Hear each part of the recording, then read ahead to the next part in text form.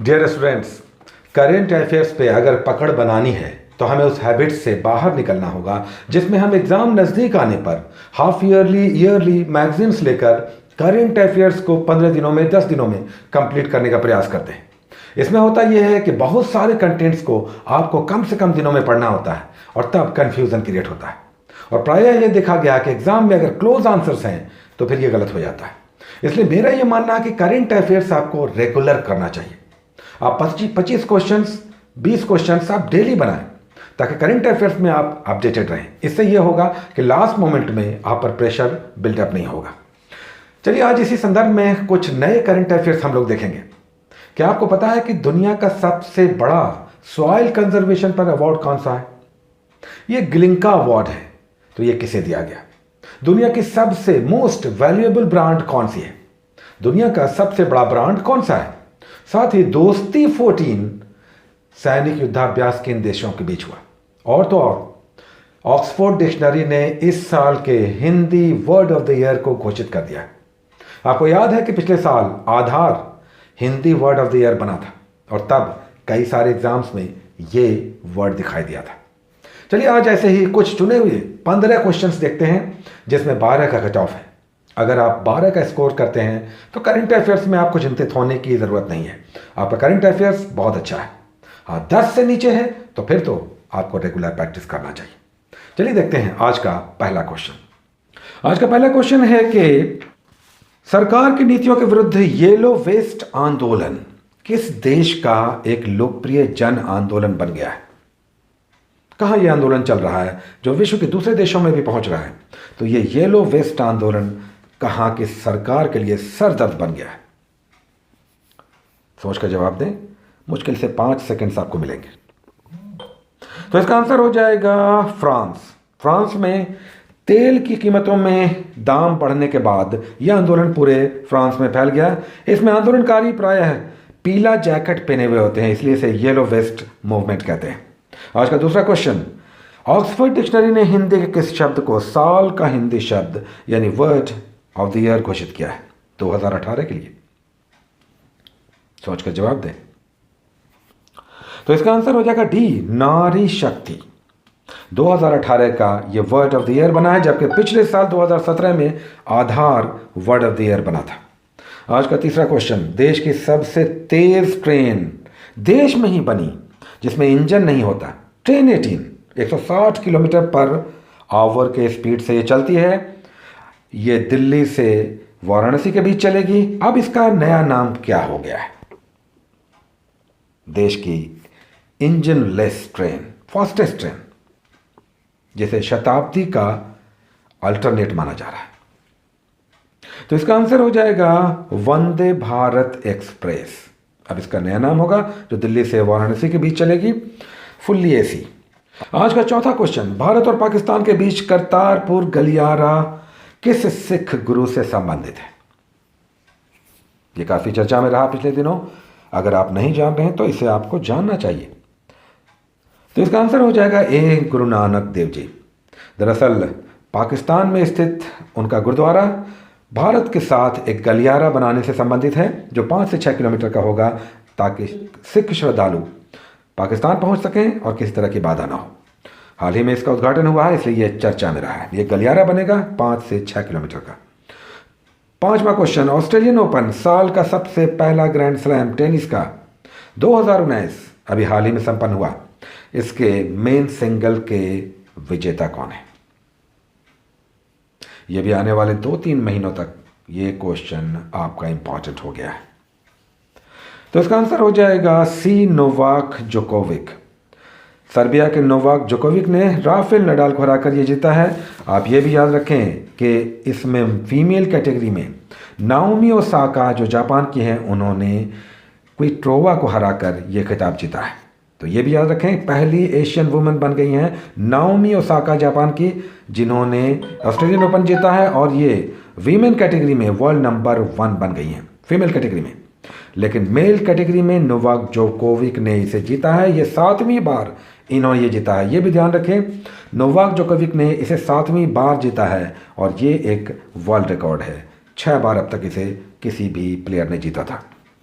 आज का छठा क्वेश्चन, वर्ष 2018 में कार्बन उत्सर्जन में यानी कार्बन इमिशन में अग्रणी देश कौन सा है? कौन सा देश सबसे ज़्यादा इमिट करता है?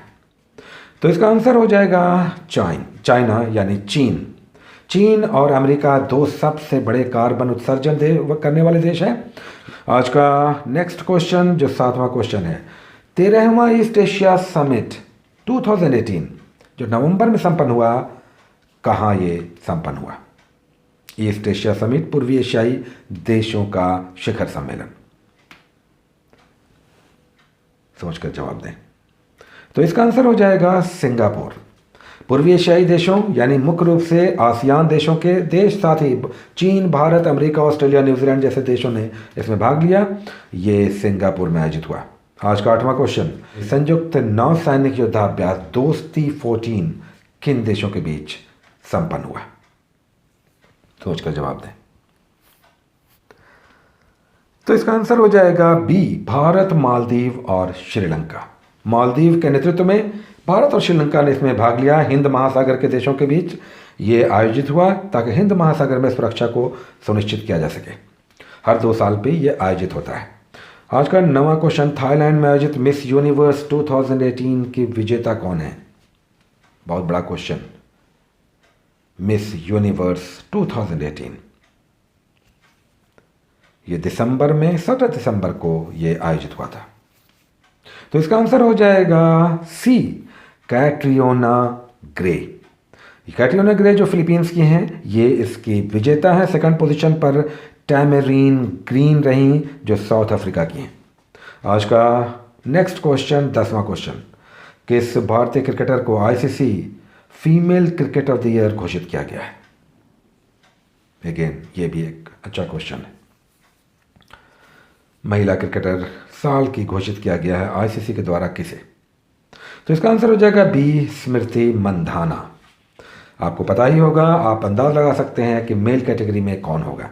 निश्चित रूप से विराट कोहली, जिसे ICC cricketer of the year, test, one day और cricketer of the year 3 awards एक के साथ दिया गया है विराट कोहली को। आज का 11वां क्वेश्चन, वह कंपनी जिसे ब्रांड वैल्यू में विश्व की नंबर 1 कंपनी का दर्जा मिला है, ये कौन सी कंपनी है जो ब्रांड वैल्यू में वर्ल्ड की टॉप मोस्ट कंपनी या है? सोचकर आप जवाब दें। तो इसका आंसर हो जाएगा अमेजन यानी अमेजॉन। दूसरे पोजीशन पे एप्पल और तीसरे पोजीशन पे गूगल है। 100 में टॉप 100 में भारत की एकमात्र कंपनी टाटा है। टाटा भारत की सबसे बहुमूल्य ब्रांड है इसके अनुसार। आज का 12वां क्वेश्चन, 27वां सरस्वती सम्मान 2017 जो 2018 में दिया गया, किस साहित्यकार को दिया गया? ये जब भी घोषित होता है ये प्रायः आता है, बहुत बड़ा ये सम्मान है, सरस्वती सम्मान। तो इसका आंसर हो जाएगा गुजराती कवि शीतांशु यशचंद्र। 2017 का ये सम्मान है, 2018 का भी घोषित नहीं हुआ है। ये संविधान की 8वीं अनुसूची में वर्णित कुल 22 भाषाओं में से किसी एक भाषा में सबसे बड़े कवि को दिया जाता है। आज का 13वां संयुक्त राष्ट्र पर्यावरण सम्मेलन कोप 21 का आयोजन कहाँ किया गया? कोप 21 बहुत बड़ा क्वेश्चन। Conference of parties. तो इसका आंसर हो जाएगा कैटोवाइन, पोलैंड। दरअसल 1992 में रियो अर्थ समिट के भागीदार देशों का यह सम्मेलन है जो कैटोवाइन, पोलैंड में आयोजित हुआ। इसे यूनाइटेड नेशंस आयोजित करती है। आज का 14वां क्वेश्चन, 10 दिसंबर 2018 को मनाए गए मानव अधिकार दिवस, ह्यूमन राइट्स डे का थीम क्या था? सोचकर जवाब दें। तो इसका आंसर हो जाएगा सी, मानव अधिकारों के लिए खड़े हों, यानी stand up for human rights. आज का 15वां और आखिरी प्रश्न, तीसरा गिलिंका विश्व मृदा पुरस्कार 2018 किसे दिया गया? यानी गिलिंका वर्ल्ड सॉइल अवार्ड।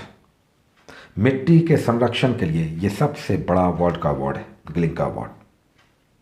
तो इसका आंसर हो जाएगा प्रोफेसर रतन लाल। जो international union of soil sciences के अध्यक्ष रह चुके हैं, यानी अंतर्राष्ट्रीय मृदा विज्ञान संघ के। तो आज का ये सेशन यहीं पर रुकेगा, समाप्त होगा। एक नए सेशन के साथ हम लोग बहुत जल्द मिलेंगे और कुछ नए questions, challenging questions, important questions देखेंगे। Take care.